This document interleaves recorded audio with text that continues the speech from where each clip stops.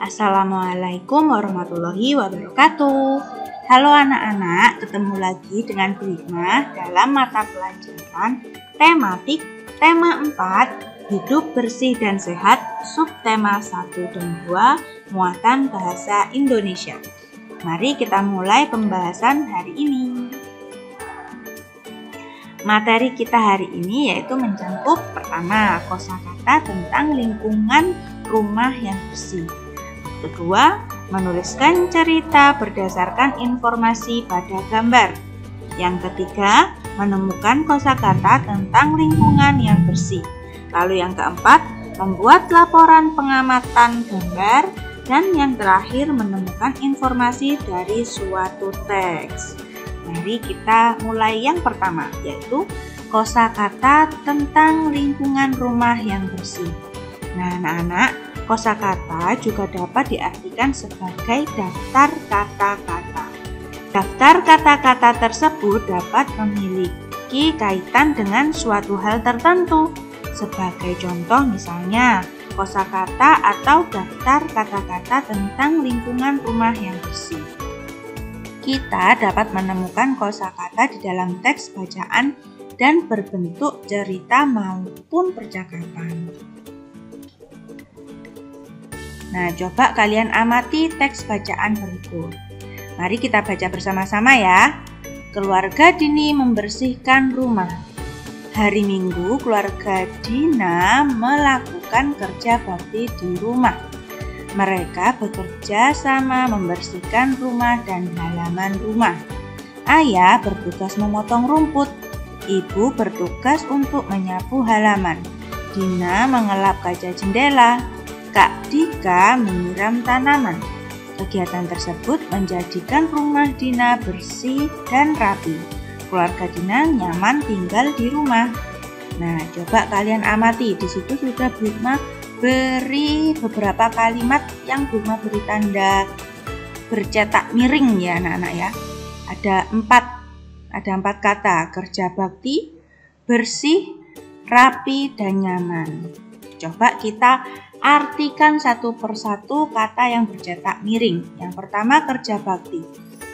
Kerja bakti menurut Kamus Besar Bahasa Indonesia Online memiliki makna kerja bergotong royong tanpa upah untuk kepentingan bersama. Lalu yang kedua, bersih. Bersih memiliki makna bebas dari kotoran. Lalu rapi memiliki makna teratur, tertata, dan juga apik. Lalu nyaman memiliki makna atau arti segar, sehat, sejuk, dan enak dipandang. Selanjutnya yaitu pembahasan yang kedua, menuliskan cerita berdasarkan informasi pada gambar. Nah, sebelum kalian menuliskan cerita yang telah kalian amati gambarnya terlebih dahulu, perhatikan langkah-langkah berikut ini untuk membuat cerita berdasarkan gambar. Yang pertama, kalian amati terlebih dahulu gambar dengan seksama. Lalu setelah mengamati, tentukan tema atau topik gambar. Lalu yang kedua, buatlah beberapa kalimat yang menceritakan isi gambar. Terakhir, setelah kalian membuat beberapa kalimat, kalian rangkai kalimat-kalimat tersebut hingga menjadi sebuah kerangka yang utuh. Pembahasan ketiga yaitu menemukan kosakata tentang lingkungan yang bersih. Kita dapat menemukan kata-kata yang berkaitan dengan lingkungan yang bersih anak-anak. Contoh, yang berkaitan dengan kata-kata bersih itu apa ya? Lingkungan bersih itu ada bersih, sehat, terus piket, menyapu, mengelap, menyikat, mengepel, rapi, terus apa lagi? Menjaga kebersihan, menjaga kerapian, seperti itu ya anak-anak ya. Nah, sekarang coba kalian amati gambar yang ada di layar. Menurut kalian, apakah kelas ini termasuk kelas yang bersih? Apa sih ciri-ciri kelas yang bersih itu anak-anak? Coba setelah kalian amati, buatlah beberapa kalimat di buku tulis kalian. Lalu kalian setorkan kepada orang tua kalian. Apakah sudah sesuai dengan hasil pengamatan gambar kalian atau belum? Nah, untuk pembahasan yang keempat yaitu membuat laporan pengamatan gambar.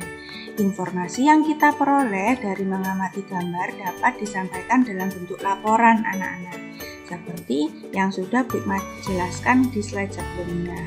Sebelum membuat laporan, perhatikan gambar dengan cermat. Setelah mendapat informasi dari gambar, kita dapat melaporkan hasil pengamatan kita. Nah, laporan dapat disampaikan secara lisan maupun tulisan. Laporan yang berbentuk tulisan dapat berupa cerita maupun karangan.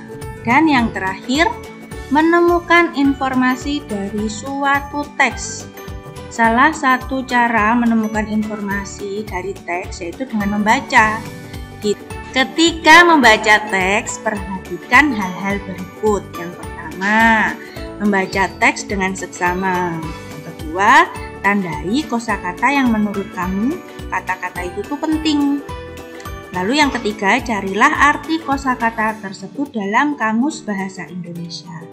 Dan yang terakhir, cobalah kamu sampaikan ulang teks tersebut dengan menggunakan bahasa kamu sendiri. Nah, sekian video pembelajaran dari Bu Hikmah. Terima kasih sudah menonton video ini dari awal sampai akhir. Semoga bermanfaat. Wassalamualaikum warahmatullahi wabarakatuh.